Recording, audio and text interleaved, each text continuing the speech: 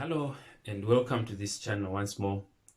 Today I want to talk about marriage. I'm not talking about marriage or discussing marriage because I know everything about marriage. There are so many people who have made presentations, who have written books about marriage.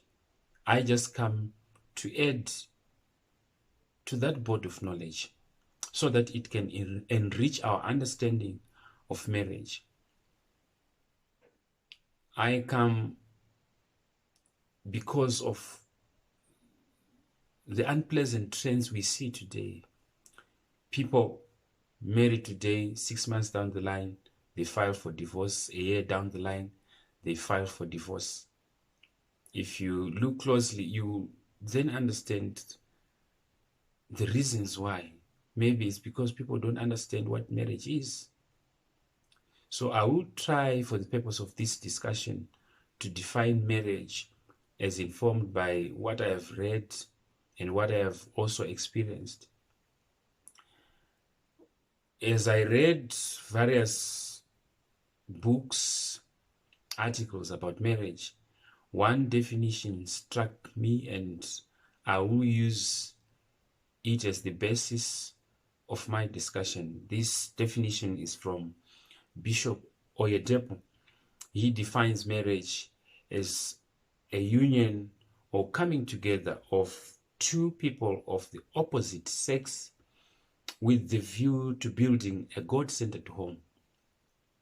Another author, which I can't remember, defined marriage as an unconditional union of imperfect partners.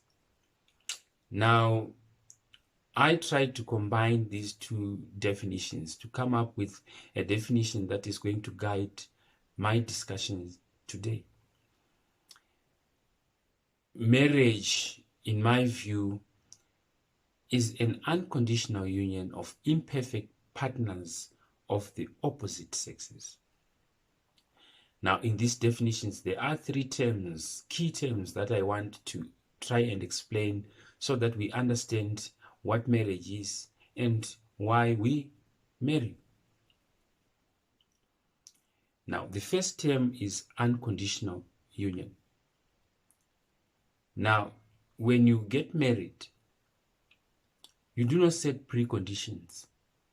When you get into marriage, you do not say, I will marry you because you are this and that, or you are going to do this and that for me, that's why I'm going to marry you. No. You marry someone without any conditions attached, without any strings attached. It's unconditional. It's just a commitment you make without any other conditions.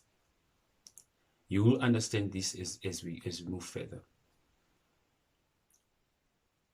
The second term is imperfect partners. When you marry or when you get into marriage, you are not getting in there to be with a perfect partner. After all, Jesus said no one is perfect except the Father in heaven. So there is no way under the sun you would get a perfect spouse. So when you get in there, know it that you are going to get someone who has got their own weaknesses, who has got their faults, who has got their own shortcomings. So be prepared to make compromises so that your marriage can work. The last but not least term that I want to explain so that it also guides this discussion is opposite sex. I want this to be clear. I'm not talking about same-sex marriages here because my message is grounded from the creator of marriage himself, God, who created marriage. He never created same-sex marriages. He made Adam and Eve opposite sexes, who he made for certain purposes which cannot be fully satisfied by same-sex marriages. And I'm not apologetic about this position of marriage being between people of the opposite sex, because that's what I believe in. And there's freedom of worship and freedom of faith, and that's my faith. I believe in marriage of the opposite sex.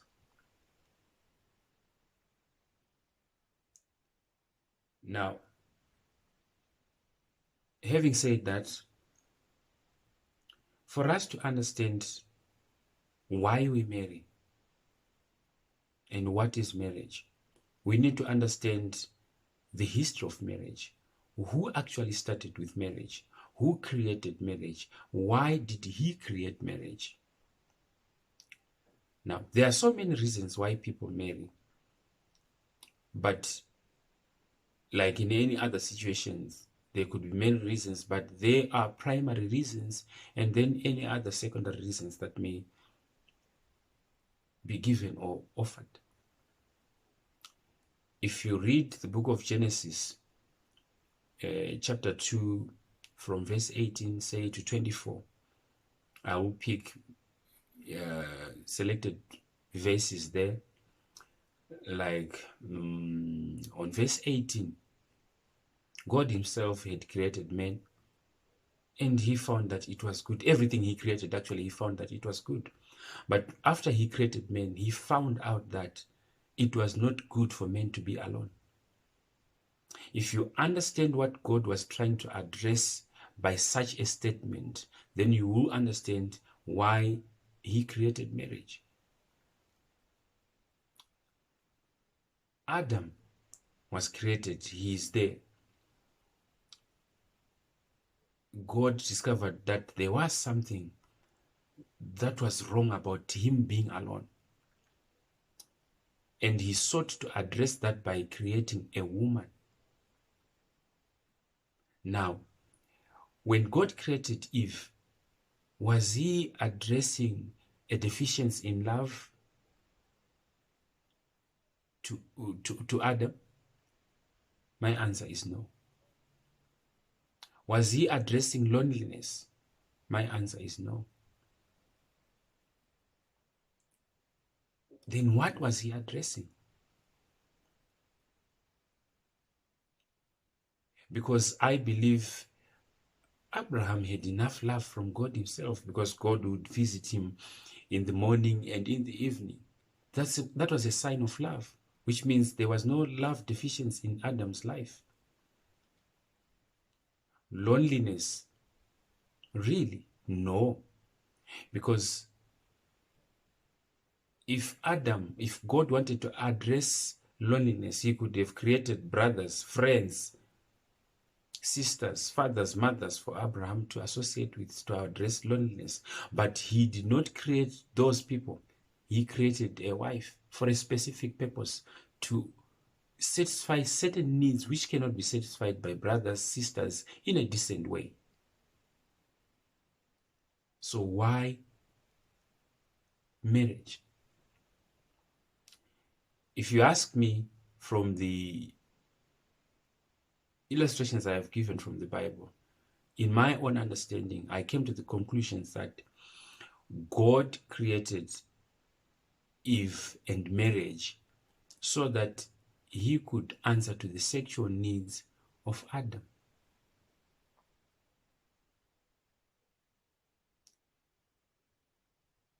You may not agree with this, but this is what I get from the purpose of marriage, the primary purpose of marriage, according to the plan of God. The reason why I say the primary purpose of marriage is to satisfy our sexual needs is because when we are in our families, we do not lack love. We do not lack support. We do not live lonely lives, because they are there to socialize with us. They are friends around us to socialize with us.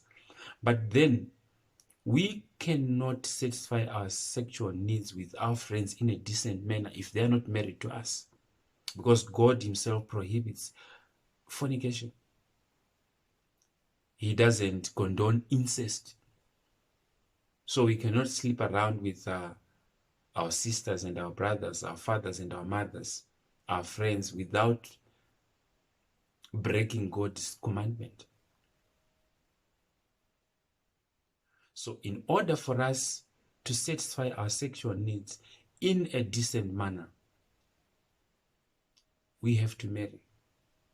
people of the opposite sex, as was instituted by God in the first place. So the main reason why we marry is to satisfy our sexual needs. The second reason is found in Genesis chapter 1, verse 28, where God then instructs man and the woman to say, be fruitful and multiply. That's, he instituted marriage to be the focal point of making a family, a community, and a nation.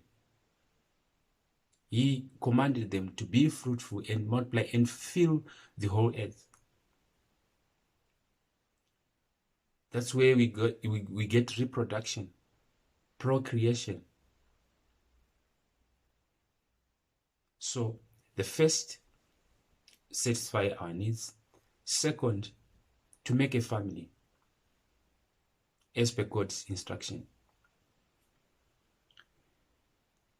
The third reason for marriage is to be able to serve God in a decent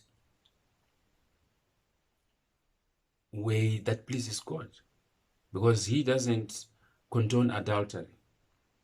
He doesn't condone fornication. Of course, the element of love cannot be dismissed completely. We marry those who we love. We marry to be loved, but that's not the primary reason for marriage. I will maintain that. Because as singles in our families, we all have the support, we all have the love, we all have what we need. We have the food, we have clothes, we have money. Sometimes we are employed or we run our own business, so much so that we do not lack anything. But still we will need to marry. You might have all the money, or you marry someone who gives you all the money but ignores you in the bedroom. It becomes a meaningless marriage. That's why Paul Matayere, in his song, he said, I don't care about your money. I don't care about the properties. I don't care about anything else except you. He was saying, a man and a woman, they would have left even more things than what a husband or a wife could offer materially. You know, their parents could have been providing better, but still they leave that abundance to go and cling to a man or to a woman of their choice so as to fulfill their sexual needs. Now, as you go into marriage, never think it's about food. Never think it's about money. I hear most of our youth today, especially girls, they say money is important. Let me tell you, money is not important for marriage alone. Money is important even for people who are not married. That's why even if you are not married, you need money to sustain yourself. You need money to buy clothes. You need money to enjoy your life. You need money to buy cars. You need money to do anything that you want to do. But still, with that money, you are not satisfying the needs that are satisfied by a marriage in a decent way. You might sleep around, but you won't have peace, because that's not what you desire. We all desire to satisfy our sexual needs in a very decent and pure way. There's no peace in sleeping around. So, the moment you understand the main purpose of marriage, when you get in there, you start to try and fulfill the primary purposes of marriage one by one as you go, and then also fulfill other purposes which are secondary. If you go into marriage for money, you are given money. That's why you have heard marriages of very rich people. The wife either would go to the gardener to satisfy the need because the money they would have been given is not enough for them to be happy in that marriage. You find men going to maids. Apart from lust, it could be because the wife is too busy with her own career. So the money you think is important for marriage, yes, it is, not only for marriage, but for life, for individuals even who are not married. So if your selection of your spouse is going to be based on the money they have, that's why you get disappointed 2 months down the line and you want out. I'm here to say, let's understand why we marry. Let's understand what marriage is before we get into that arrangement. Because it is a commitment that you should never come out of. So you need to know what it is, why you are getting in there, what you want to achieve, what you want to benefit from it first and foremost. Marriage is a commitment. Why I say it's not about love. Love is an affectionate emotion that may come and go. You find that the emotions you feel and affection you feel for each other during courtship, it's not the same when you are in marriage. That does not mean you no longer love each other. But love is an emotion which comes and goes. Love is a commitment. It's more of a commitment than... So marriage is more of a commitment than love. It's funny, when you wed, there are vows you give to each other. If you read those vows, you find that love comes down the order. That statement is a statement of commitment rather than love. Let me read it for you. Maybe some have forgotten about what they say to each other.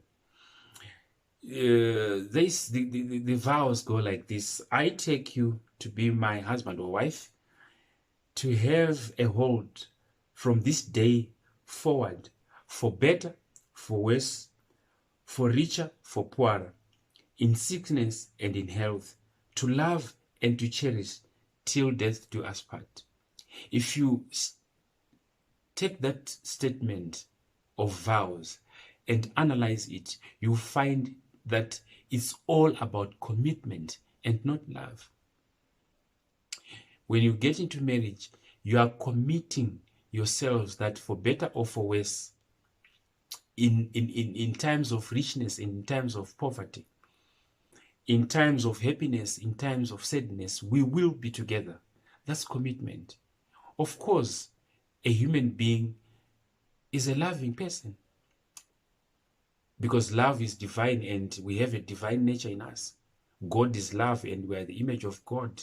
We love. But marriage is more of a commitment than a love affair. So when you get into marriage, know what you are committing into. Know what you are signing up for, so that tomorrow you won't regret the decisions that you would have made. Some get into marriage thinking it's just for fun. Marriage is not about fun. It's serious commitment, serious compromises, serious sacrifices.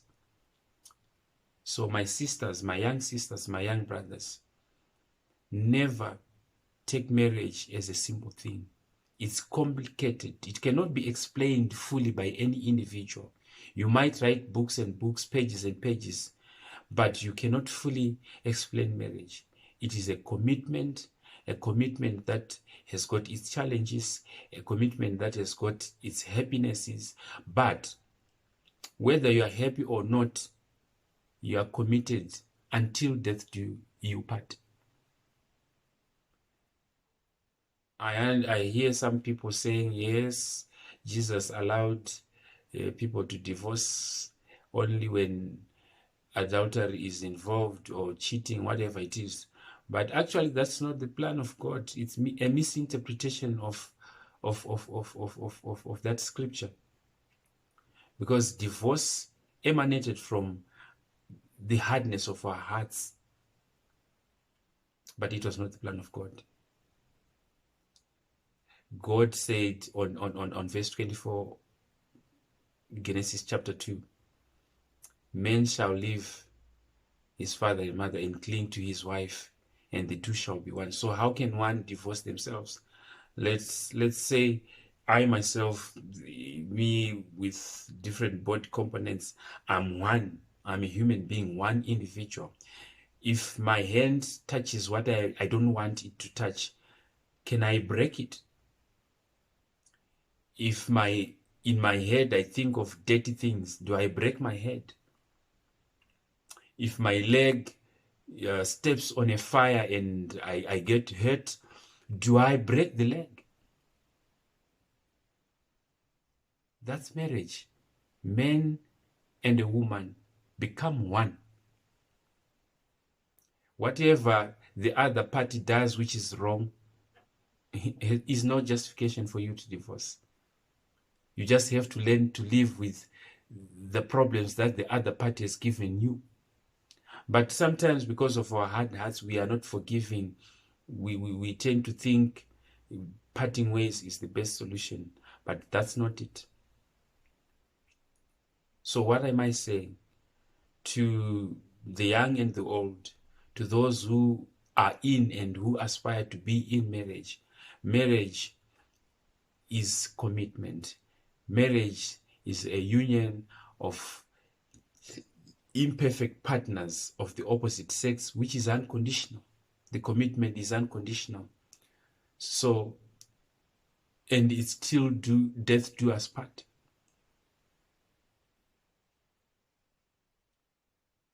It's not an easy thing. There are a lot of sacrifices that have to be made. There are a lot of compromises that have to be made. There's a lot of energy that needs to be committed into it so that it works. So, my dear friends, marriage is not a joke. It is something good. It is something created by God.